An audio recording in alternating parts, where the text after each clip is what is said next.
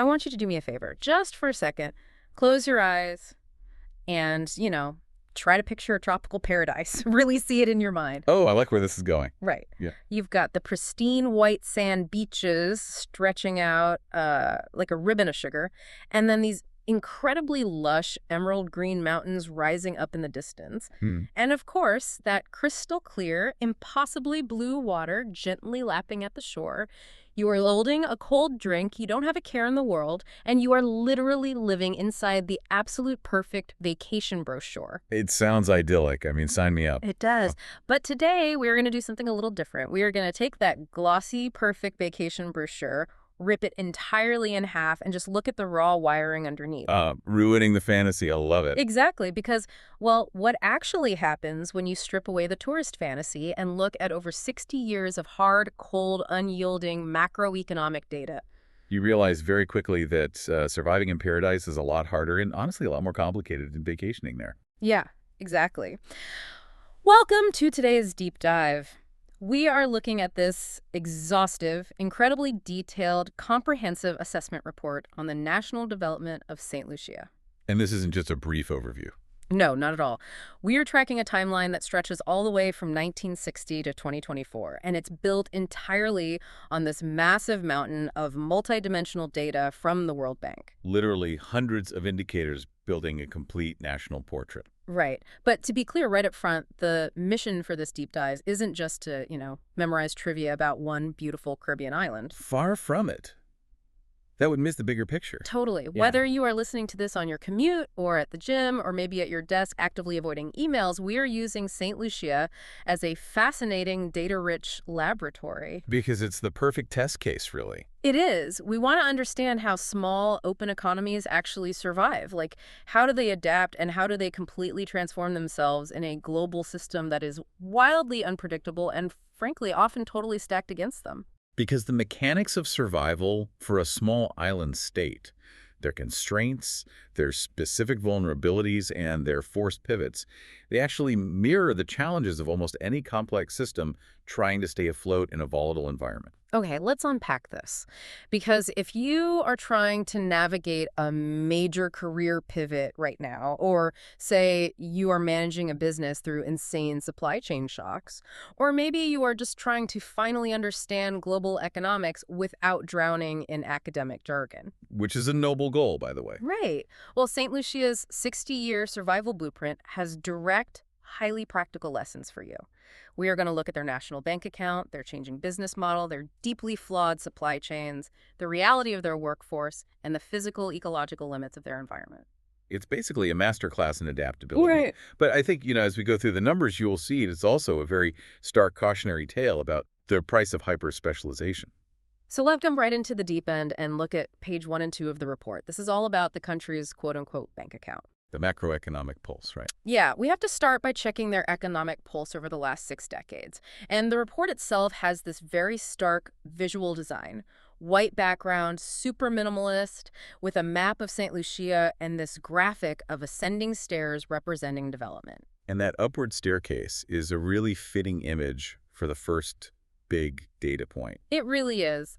The overriding theme here is what we are calling the macro roller coaster. Because back in the 1960s, if you look at their adjusted net national income per capita, the number was hovering near zero. I mean, barely registering on a modern economic scale. Right. It was an incredibly impoverished baseline. But as the decades roll on, the line graph shows it rising impressively. It climbs to roughly $9,476, measured in 2015 constant dollars. We could definitely pause on that specific metric for a second because adjusted net national income is a much, much more honest number than the one we usually hear on the news. You mean just raw GDP, gross domestic product? Exactly. Raw GDP just measures the total value of everything produced. It's a blunt instrument. Right. It just says, here is what we made. Right. But adjusted net national income actually accounts for the depreciation of fixed capital. It subtracts the wear and tear on your machinery, your roads, your infrastructure, and it even accounts for the depletion of natural resources. Oh, wow. So it's a much stricter measurement. Very strict. So when the data tells us St. Lucia reached roughly $9,400 per capita, we are talking about a much truer reflection of the actual wealth available to the citizens. So it's basically the money left over after you've paid to fix the roof and maintain the tractor. Precisely. And hitting that nearly $10,000 mark officially places St. Lucia in the upper middle income bracket globally. Which is huge. For a small island nation with incredibly limited physical landmass, that is a massive, undeniable economic triumph. They legitimately pull themselves up the global wealth ladder. But, and this is a massive backwork, while that upward climb in national income sounds like a total victory lap, you look at the next chart, the bar chart, tracking their annual GDP growth rate, and it tells a much, much more stressful story. It's the roller coaster part of the macro roller coaster. Exactly. When you look at the historical growth rate, the line isn't a smooth, confident arc upward. It is chaotic. It is jagged. It looks less like a steady economic climb and more like a seismograph during a massive earthquake. And the report specifically highlights this with visual markers. Yeah, there are these stark red circles drawn around the year 2020 where the economy just falls off a cliff. Massive downward spikes with arrows pointing down, indicating severe global external shock. What's fascinating here is the contrast between those two realities. Yeah. The impressive income level proves they know how to generate wealth over the long term.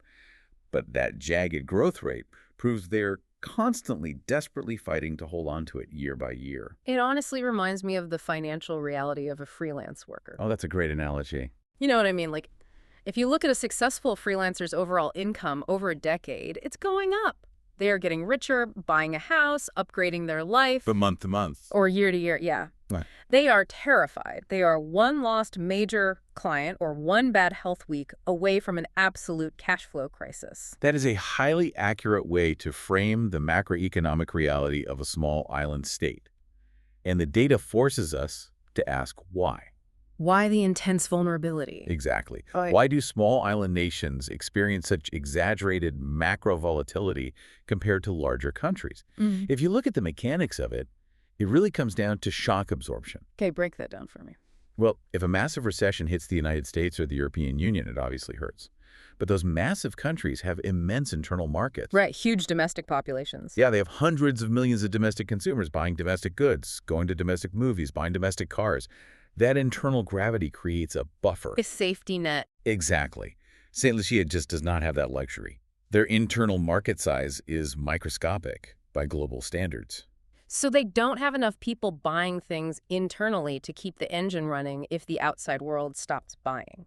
Exactly. They are fundamentally, structurally exposed to global external shocks. They are existing on the whims of the global tide. Which explains those red circles on the chart. Right. Whether it is a global financial crisis in 2008, drying up credit, sudden spike in energy prices, or, as the data so violently illustrates around 2020, a global health pandemic that completely paralyzed international travel. Because when you lack the internal mass to absorb a blow, every global ripple hits your shores as a tidal wave. Perfectly said. Which naturally makes you wonder if they are making all this money, pulling themselves into the upper middle income bracket, but it's incredibly volatile and vulnerable to the outside world, how are they actually making it? What is the actual engine generating that wealth? Right. To understand that, we have to flip to page 3 and look at what the report calls the Great Economic Pivot. And it is one of the most dramatic structural transformations a country can go through. It really is. When we look at the historical data tracking what sectors actually add value to their GDP, it traces a complete societal metamorphosis. We're looking at a stacked area chart here. Right, showing agriculture, industry, and services. Yeah. And back in the day, the soil was everything. Agriculture was the absolute bedrock of the St. Lucian economy, but the data shows agriculture's traditional dominance completely collapsing over the decade. It just drops off a cliff. It does. By 2015, the total value added from agriculture had shrunk to a mere $79.34 million. It becomes a total shadow of its former self. While at the exact same time, the services sector just explodes. It shoots right up. It expands so rapidly and so comprehensively that it comes to command a staggering 75% and sometimes even more of the entire gross domestic product. It is a total flip. The report actually uses a specific phrase for this, with big arrows pointing out the trends. It highlights this as a parallel process. It says deindustrialization and servitization are happening simultaneously. And we really need to think about what that means for the actual human beings living through it. Yeah, the cultural whiplash. Because they didn't just slowly transition from farms to factories to offices, Hmm. which is, the traditional economic development model we see in larger nations. Right, the standard playbook. They essentially skipped over, or rapidly backed out of, building a large-scale industrial manufacturing base and vaulted straight into the business of providing experiences and services. It's wild to think about that transition on a human level. You literally have a generation of banana farmers whose children suddenly have to become hoteliers, tour guides, and front desk managers. The cultural and educational friction there must have been immense. Absolutely. And what kind of services are we actually talking about here? Well, page 4 of the report is completely unambiguous. It has this giant donut chart tracking their service exports. Meaning the services they sell to the rest of the world. Exactly. And tourism services account for nearly 100% of it during peak times. The data literally labels tourism as, quote, the economic lifeline. They abandoned the farms for the resorts. But I have to push back here. I look at this and my risk management alarm bells are just deafening. Oh, I'm sure. Isn't putting all your eggs in the tourism basket incredibly dangerous? It feels like a massive corporation relying entirely on a single flagship product to stay solvent. It's the ultimate single point of failure. Right. What happens if travel stops? We literally just talked about the massive 2020 cratering of their GDP. Why would a nation willingly back themselves into a corner where they only have one way to make money? It seems reckless. It really does. Why not build a diversified manufacturing base? Build factories, make goods, spread the risk. What's fascinating here is that the danger you are pointing out is entirely real. It is completely existential. But the pivot to a near-total reliance on tourism was also entirely rational. National. Yes. In fact, if you look at the underlying math, it was practically inevitable. Inevitable. Come on. Every country has a choice. Why couldn't they just decide to win at the factory game? Because of the ruthless mechanics of economies of scale in global trade. Okay, explain that. Think about what it takes to build a factory that makes smartphones or automobiles or even textiles profitably on a global stage. What do you need? I guess money, materials. You need massive tracts of cheap flat land to build sprawling industrial complexes. You need a labor force of hundreds of thousands of people willing to work industrial wages. Which they don't have. Right. And most importantly, you need the infrastructure to import massive, heavy raw materials and export finished goods in colossal cost-saving bulk. Do you need giant deep-water ports, massive freight rail systems, cheap electricity? Exactly. St. Lucia simply does not have the physical geography, the flat land mass, or the population size to ever compete with industrial giants in Asia or North America on the price of a manufactured good. Ah, I see. The deindustrialization we see in the data wasn't a mistake or a lack of ambition. It was a cold, hard realization of their global competitive disadvantage. They looked at the Global Economic Board and realized they couldn't win that specific game. They realized they were guaranteed to lose the manufacturing game, so they pivoted to the only thing they had an absolute advantage in. Their climate, their geography, their natural beauty. Precisely. They capitalized on their comparative advantage. They literally had to pivot to services. Wow. And the lesson here, if we connect this to the bigger picture for you listening, is a core paradox of economics that applies to businesses and careers just as much as nations. What's the paradox? Specialization is the ultimate double-edged sword. Specialization brings extreme efficiency and rapid wealth generation. Which explains the income climb we saw on page 2. Exactly. It is the exact reason their national income rose from near zero to that impressive $9,476 mark. By focusing all their energy on becoming world-class at Caribbean tourism, they got much richer than they ever would have trying to be mediocre at making plastic toys or assembling electronics. Okay, I see. You get rich by doing one thing perfectly. Yes, but, and this is the crucial takeaway, that exact same specialization is what directly causes the immense, terrifying fragility we saw in the jagged GDP growth chart. You can't have one without the other. You cannot have the wealth of hyper-specialization without accepting the deep vulnerability of having a single point of failure. So they made a pact with the devil, basically. They get the high income, but they have to live with the constant anxiety that if a hurricane hits or a pandemic grounds flights, their entire national engine just shuts off. That is the unvarnished reality of the small island service economy. And that lack of a safety net, that absolute reliance on the outside world, brings us perfectly to page 5 of the report, the lifelines. The trade and connectivity data. Exactly, because if we just establish that St. Lucia doesn't manufacture mass physical goods anymore, logic dictates they have to import almost everything they need to physically survive. Literally almost everything. Think about it. From the cars they drive, to the computers at the hotel front desk, to the steel used to build the resorts, to, frankly, a massive amount of the food they eat. It all has to come from somewhere else. So how do they interact with the global supply chain? And more importantly, how on earth do they pay for all these imports? When you look at the comparative bar charts on page 5, it paints a very clear, almost stressful picture of this dynamic. It really does. There is this massive chronic deficit in the net trade of goods, complete with a big red arrow pointing down. They are buying vastly more physical items from the world than they are selling to it. The outflow of money just to secure the physical necessities of a modern country is a persistent, heavy pressure. But right next to that deficit bar, you see the counterbalance, the Yeah. service trade surplus. The tourism money. Yeah. All those tourists coming in from New York or London, staying in those luxury hotels, eating at the local restaurants, paying for boat tours, that generates the massive surplus of foreign cash that tries to plug the giant hole created by the goods deficit. They sell the experience of the island to pay for the physical things the island needs. That is the balancing act. But the friction in that system is immense, and it's captured by one of the most overlooked but crucial metrics in the entire data set.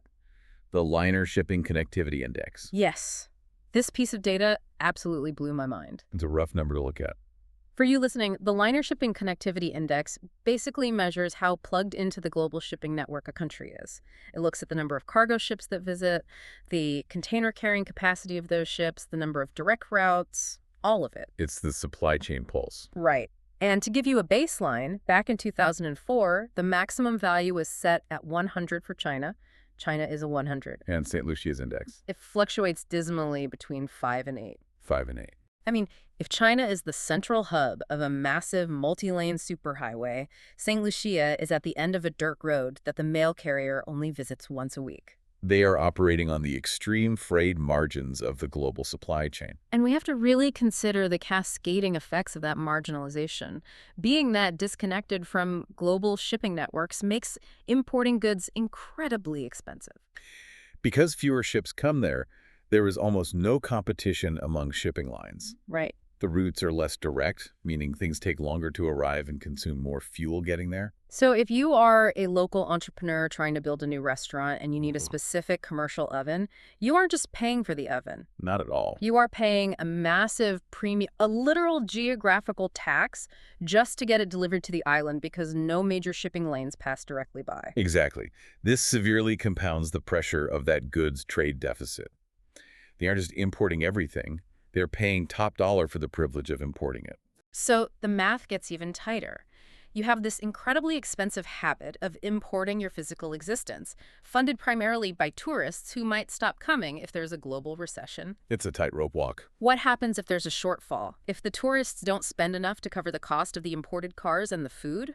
How does a nation actually balance the books? This is where page 6 of the report comes in. We have to look at their external resource flows. The financial stabilizers. Right. Specifically, the data highlights two entirely different streams of money coming into the country. Foreign direct investment, or FDI, and personal remittances. And the dual axis chart comparing these two financial flows is incredibly stark. It really is. I look at this data, and it feels like a tale of two entirely different benefactors keeping the country afloat. Totally. Let's start with remittances. These are the monies sent back home by St. Lucians working abroad, the diaspora in the US, the UK, Canada. And that data line is rock solid. It is incredibly stable. In 2022, it sat at roughly $64.95 million. Year in and year out, that money flows back to the island. It is a profound, steady stream of capital. It's an essential foreign exchange supplement. But on the other hand, you have the foreign direct investment, the FDI, and that line graph is wildly volatile. It bounces all over the place depending on the mood of the global markets. And the data explicitly highlights the year 2020, drawing a circle around this massive low point, showing not just a drop in investment, but a net outflow of FDI. The money literally packed its bags and left the country. The report labels this capital flow vulnerability.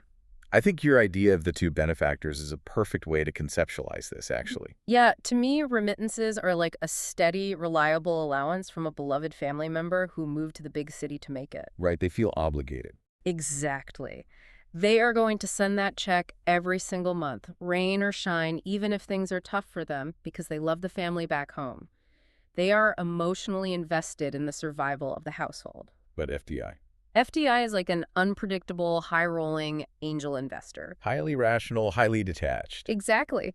They might dump $100 million into building a gorgeous new mega resort one year, driving huge growth. But the second the global stock market gets spooked or a pandemic hits, they don't just pause their investment, they panic. They liquidate what they can. Yes, they pack their briefcases and pull their capital completely out of the country to protect their own bottom line. That visualization captures the exact danger of relying on foreign capital.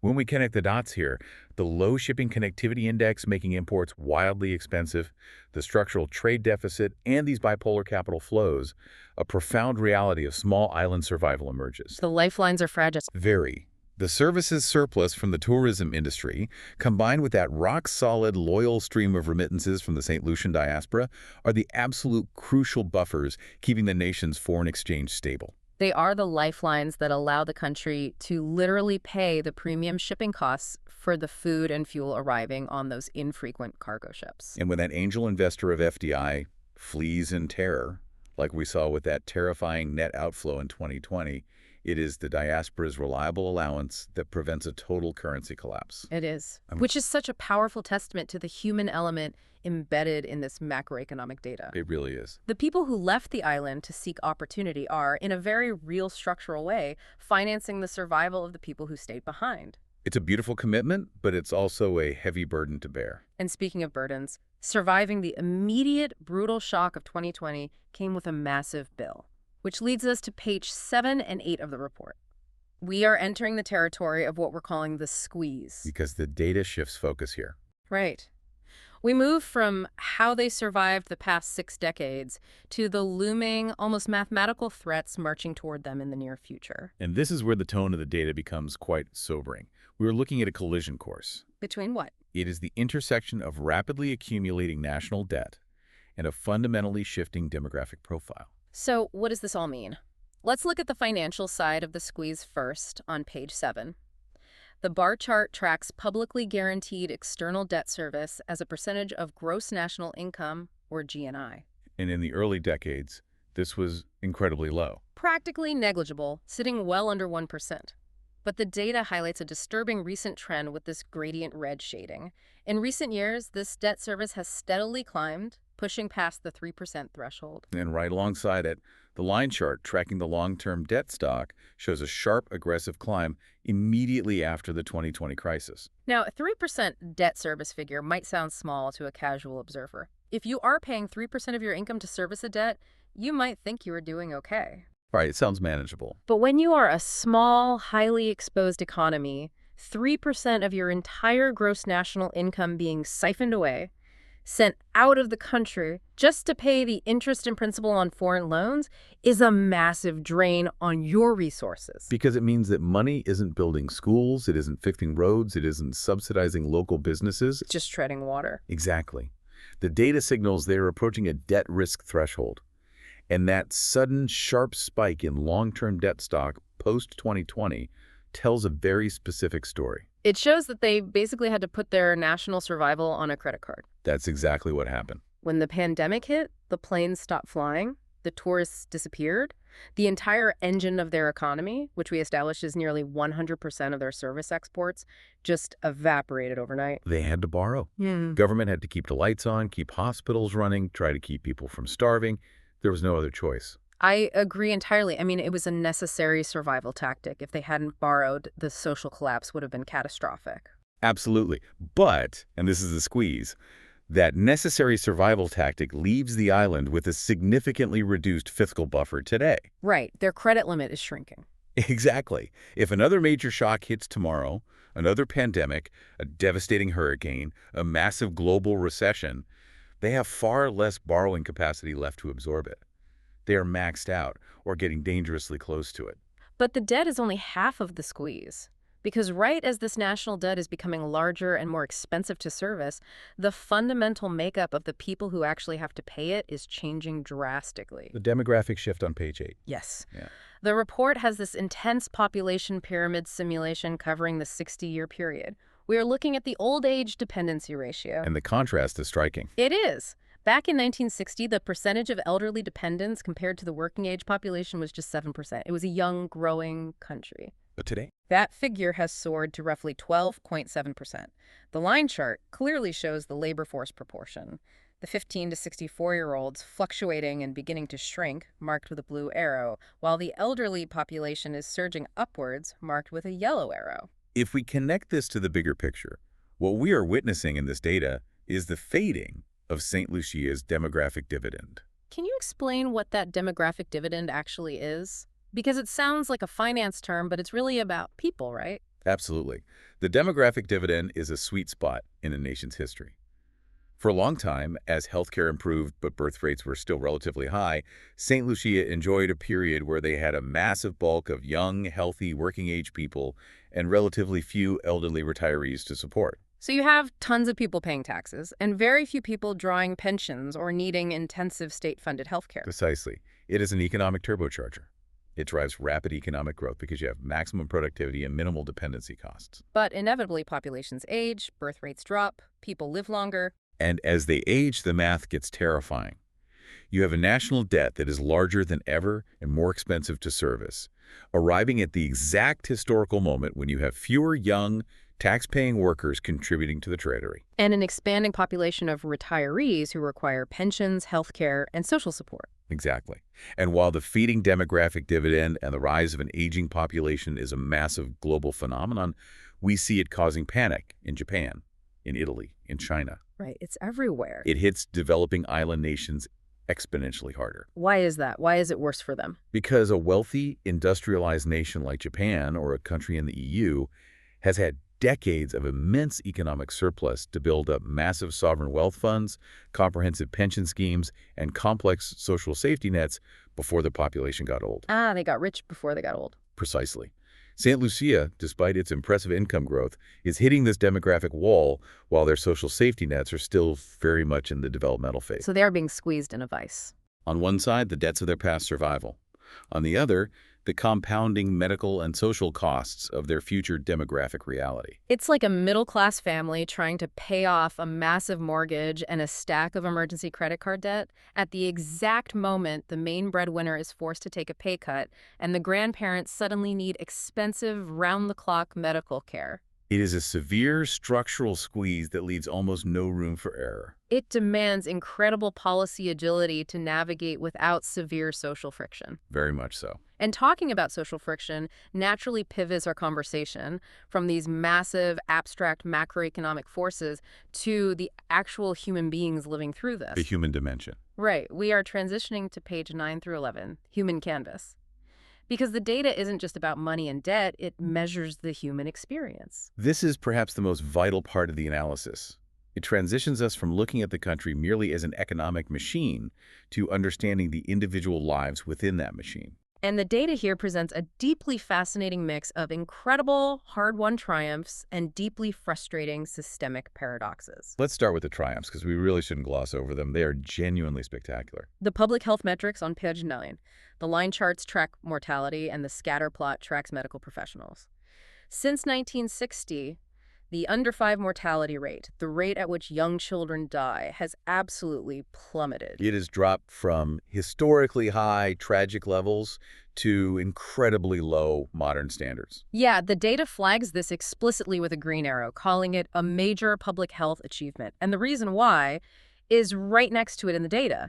The ratio of doctors per 1,000 people has skyrocketed. The numbers on the doctor ratio are astounding. They are. We are talking about going from 0.139 doctors per 1,000 people in 1960 to 4.234 doctors per 1,000 people today. That is a massive leap. To really put that in perspective, going from 0.139 to over 4 isn't just a statistical improvement on a spreadsheet. It is a total, fundamental transformation of the human experience on the island. Right. It changes everyday life. Imagine being a parent in the 1960s. A 0.139 ratio means there is essentially one doctor for every 7 or 8,000 people. Wow.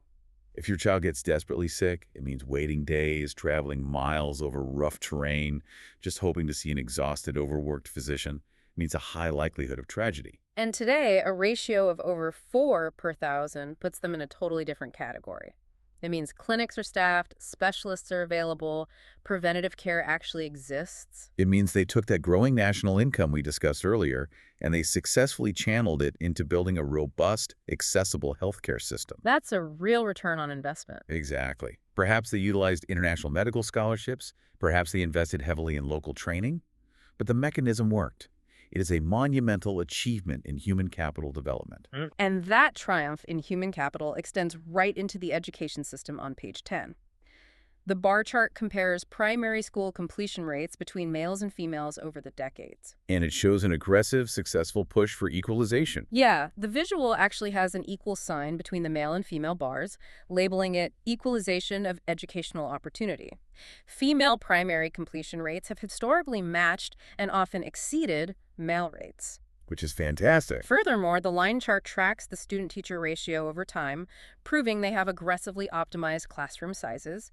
They are putting more teachers in front of fewer students. They are educating their population, and particularly their women, at an incredibly high standard. So if we look at the inputs, St. Lucia has a population that is healthier than ever, living longer than ever, and a female workforce that is highly literate, well-educated, and graduating at top rates. The input of human capital is phenomenally strong. But here's where it gets really interesting and honestly incredibly frustrating.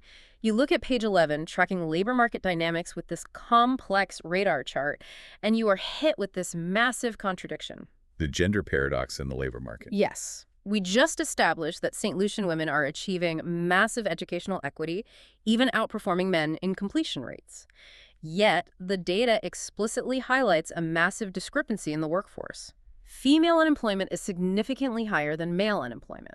The visual circles this gap and labels it a structural barrier. Furthermore, when women are employed, they are intensely concentrated in the service sector, specifically in vulnerable, lower security jobs. The data shows a high proportion of vulnerable self-employment for women. It's a really stark reality. I have to ask, how does this happen? If the hard data shows women are graduating at incredibly high equal rates with optimized classroom sizes, why on earth is the labor market punishing them with higher unemployment and weaker job security? It completely challenges the basic societal assumption we are all taught from kindergarten. Right. That better education automatically equals economic equity and better job prospects. It's a fantastic question, and it requires us to look at the complexities of labor economics through the specific, unique lens of St. Lucia's history. Okay, lay it on me. Well, the public health and education achievements are, as we said, monumental. The government clearly prioritized social reforms. But remember the great economic pivot we discussed earlier. Right, the pivot away from agriculture to a nearly 100% tourism-based service economy. Exactly. What the data reveals is a painful mismatch in timing and economic structure. The social reforms, the massive improvement in schools, the push for female education and literacy happened faster and perhaps more successfully than the structural transformation of the job market. Oh, I see where this is going. You have this highly educated, ambitious female population entering a labor market that is entirely dominated by a single hyper-specialized pillar: tourism. And tourism jobs aren't always high-level engineering, finance, or tech jobs. Precisely. The tourism sector, while generating massive overall GDP for the nation, relies heavily on a massive base of hospitality roles: housekeeping, food service, front desk operations, retail. The service layer. Right, these are vital roles that keep the engine running, but structurally, they often lack long-term job security. They fluctuate wildly with the tourist seasons, meaning you might be laid off during the rainy season. And as we saw in 2020, they are the very first jobs to be annihilated by global external shocks. Exactly, so the jobs themselves are inherently vulnerable. But why are the women disproportionately funneled into them while facing higher overall unemployment? Systemic biases and traditional gender roles play a massive part here. Even in an educated society, traditional structures often funnel women into these specific service and care roles within the hospitality sector, rather than into management, specialized trades, or construction, which might offer more stability or higher wages. So the system is rigged even if the schools are equal. So, The paradox exists because the education system successfully built a 21st century, highly capable workforce. But the hyper-specialized economy only has a very specific, often vulnerable type of job to offer them. The bottleneck. Yes, it leaves women disproportionately exposed despite their high literacy and graduation rates. Education is the key to the door, but if the building only has one room, the tourism room, the opportunities remain restricted. That is a profound insight. It shows that human capital is like a powerful, finely tuned engine. But if you take that powerful engine and drop it into a car with only one gear, the tourism gear, it can't reach its full potential, it redlines, and certain groups of people get left behind in the friction. A very apt analogy. Which brings us to our final analytical phase, starting on page 12. We've looked at the money, the trade, the debt, and the people. Finally, we have to look at the boundaries the country operates within. Rules of the game. Exactly. Both the human-made boundaries, meaning their institutions and laws, and the natural boundaries, meaning their physical environment and ecology.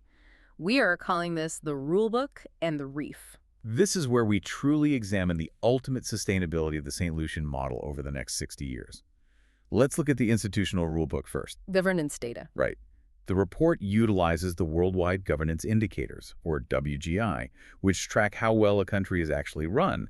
It uses a multi-indicator radar chart to look at their percentile ranks globally for things like the rule of law, the control of corruption, and regulatory quality. And the data shows their regulatory quality and rule of law percentile rank fluctuating between 60 and 80. They are solidly in the upper half. Yeah, the chart actually colors the high-ranking areas in pale green, showing they sometimes push into the top tier, though the data does note there are fluctuating areas with, quote, optimization space, specifically around corruption control. This raises an important question.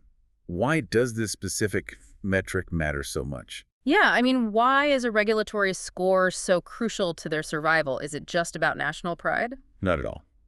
It is about cold, hard cash. Remember that fickle angel investor we talked about? Foreign direct investment. Right, the guy with the briefcase who flees at the first sign of trouble. Exactly. International hotel chains, global developers, and foreign banks will not pour hundreds of millions of dollars into building infrastructure on a small island if they believe the government might arbitrarily seize their property. Or if they have to bribe officials to get a permit. Or if the local courts won't enforce a business contract, right? The WGI governance data proves that St. Lucia has maintained a stable enough, transparent enough institutional framework to attract and retain international capital. They play by the global human rules well enough to keep the money flowing. They are a safe bet in a risky region. Precisely. But here's where the story gets really dark. Page 13 and 14. While they are playing by the human rules, the natural rules, the ecological boundaries, are starting to break down around them. The data tracks carbon emissions and ecological vulnerability, and it presents a brutal, almost tragic irony.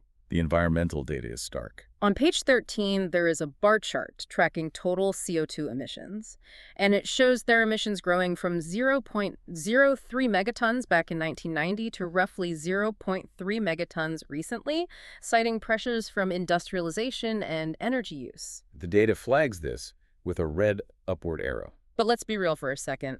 0.3 megatons. It is microscopically small. It is essentially a rounding error. If you compare 0.3 megatons to the massive, staggering emissions of global industrial powers like the United States, China, or the European Union, St. Lucia is virtually invisible on the carbon ledger. They contribute almost zero to global warming. Exactly. Yet they are positioned on the absolute front lines of the consequences. You look at page 14, focusing on ecological vulnerability, they track the number of threatened plant species on the island. And over the period studied, that number has more than doubled. It jumped from 7 to 16. The data circles this and explicitly highlights the urgent necessity for biodiversity protection. They are essentially playing the game of global economics on hard mode. They really are. They didn't cause the climate crisis. They reaped none of the massive industrial wealth that caused the climate crisis. Yet their biodiversity, their very landmass, is taking a direct, measurable hit from changing weather patterns, ocean acidification, and rising seas. And we must emphasize that this hit to biodiversity is not just a tragedy for nature lovers or biologists. For St. Lucia, it is a direct existential threat to their economic survival. How so? Because of the tourism. Look at the pie chart tracking natural resource rents on page 14. This measures the percentage of GDP a country makes from digging things out of the ground, things like oil, gold, natural gas, or massive timber operations. And for St. Lucia, that number is near zero. It is less than 0.1% of their entire GDP. Meaning if the tourists stop coming, they can't just pivot to drilling for oil off the coast to pay the national debt. Exactly. They have no massive hidden underground wealth to fall back on. No sovereign wealth fund built on petrodollars. Therefore, their environment, their pristine white beaches, their fragile coral reefs, their lush emerald mountains, is not just pretty scenery. It is quite literally their factory floor. It is their only true natural resource. And it is the only thing that attracts the tourism engine that generates 75% of their GDP and employs their workforce. Wow. So protecting biodiversity isn't just a nice progressive environmental goal for a country like St. Lucia. It is their core economic defense strategy. Precisely. If the global climate warms and the coral reefs bleach and die, the scuba divers stop coming. If extreme hurricanes erode the beaches, the luxury hotels lose their appeal. If the threatened plant species die out and the lush mountains degrade, the ecotourists go somewhere else. If the environment degrades, the entire economic engine of the nation seizes up permanently. When you frame it like that, environmental protection isn't a charity project. It is national security. It is the preservation of the national bank account. It is the ultimate boundary they operate within. Which brings us to the end of our deep dive, looking at the final synthesis of all this data on page 15. The assessment concludes with a comprehensive scorecard summarizing the economic, social, environmental, and governance dimensions we've spent this time dissecting. But more importantly, it lays out 3 massive, data-driven recommendations for the future. The blueprint for resilience. Yes, the path forward for a more resilient St. Lucia. Recommendation 1, economic diversification. The data screams that they have to break the total monopoly of the tourism industry. They need to find a second or third flagship product. Whether that's digital services, specialized agriculture, or tech, so they aren't so terrifyingly vulnerable to the next global shock. Recommendation 2 focuses on the people. Active aging policies.